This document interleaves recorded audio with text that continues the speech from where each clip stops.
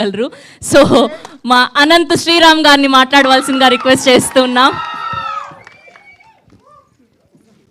నాకు ఈ వేదిక మీదకి వచ్చాక అర్థమైంది ఏంటంటే, ఎంత తక్కువ మాట్లాడితే అంత ఎక్కువగా చప్పట్లు కొడుతున్నారు. ఇప్పుడు అస్సలు మాట్లాడకపోతే స్టాండింగ్ ఓవేషన్ ఏమో అనుకుంటున్నాను. మణిగారికి స్టాండింగ్ ఓవేషన్ అంట.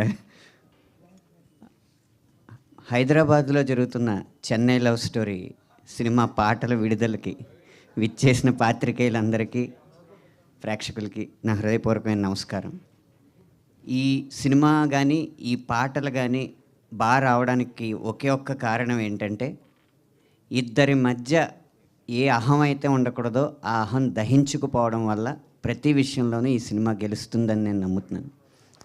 అందులో ఉదాహరణకి ఈ పాట సంగీతం అందించిన మణిశర్మ గారు, సాహిత్యం అందించిన నేను, మా ఇద్దరి మధ్య అహం దహించుకుపోవడం వల్ల ఈ పాట ఇంత అద్భుతంగా వచ్చింది. దానికి కారణం ఏంటంటే, ఈ పల్లవి నేను సాహిత్యం అందిస్తే ఆయన సంగీతం అందించారు, ఈ చరణం ఆయన సంగీతం అందిస్తే నేను సాహిత్యం అందించాను. ఏది ఎక్కడ సరిపోతుందో అనే చూసాం కానీ ఎవరు ముందని చూసుకోలేదు, ఎవరు వెనకని చూసుకోలేదు. మా అందరికంటే సినిమానే ముందు పెట్టాం. ఈ బృందం అంతా అలాగే పనిచేసింది. ఖచ్చితంగా ఈ సినిమా అదే ఫలితాన్ని చూస్తుందని నేను అనుకుంటున్నాను.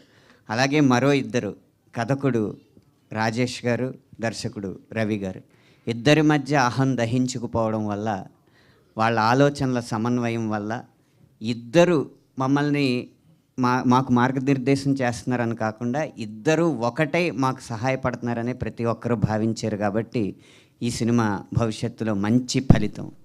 అన్నిటికన్నా ముఖ్యంగా నిర్మాత ఎస్కేఎన్ గారు, వీళ్ళ పనిలో మనం వేలు పెట్టి కల్పించుకోవడం కంటే వేలు లక్షలు పెట్టి వీళ్ళకి సౌకర్యాలు కల్పించడం మంచిది అనుకుని మా వరకు రాకుండా, ఏ సమస్యలు మా వరకు రాకుండా, అయినా మా వరకు రాకుండా మా పనిని మమ్మల్ని చేసుకొనిచ్చి ఇంత అద్భుతమైన పాటలు రావడానికి సహకరించారు.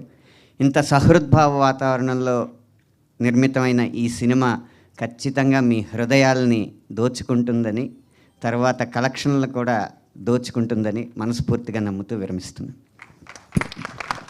కాదు, మీరు లిరిక్స్ రాశారు, మీతోనే మొదలు పెడదాము. ఇలా రండి. తొలి ప్రేమేం తోపు కాదన్నారు కదా బేసిక్గా ఈ సినిమాలో ఉన్న ఒక డైలాగ్. సో అలా మీ దృష్టిలో తొలి ప్రేమ తోపా కాదా? అసలు ప్రేమే తోపు కాదండి. అయ్యయ్యో, ఎందుకండి ప్రేమ మీద మీకు ఇలాంటి ఒపీనియన్? బేసిక్గా గత 10 సంవత్సరాలుగా ఆ ప్రేమ పాటలే నా చేత ఆయన చంపేస్తున్నారు కాబట్టి. ఓకే, సో ఈ సాంగ్ లిరిక్స్లో రాసినట్టు గుర్తుందా నువ్వు తడిచిన తొలి వర్షం అని. సో మీకు గుర్తుందా ఎప్పుడు తడిచారు? అంటే నేను మా స్వగ్రామం దొడ్డిపట్ల గ్రామంలో గోదావరి తీరంలో, గోదావరి మధ్యలో ఉన్న ఇసుక తిప్పలో తడిసిన తొలి వర్షం నాకు గుర్తుంది.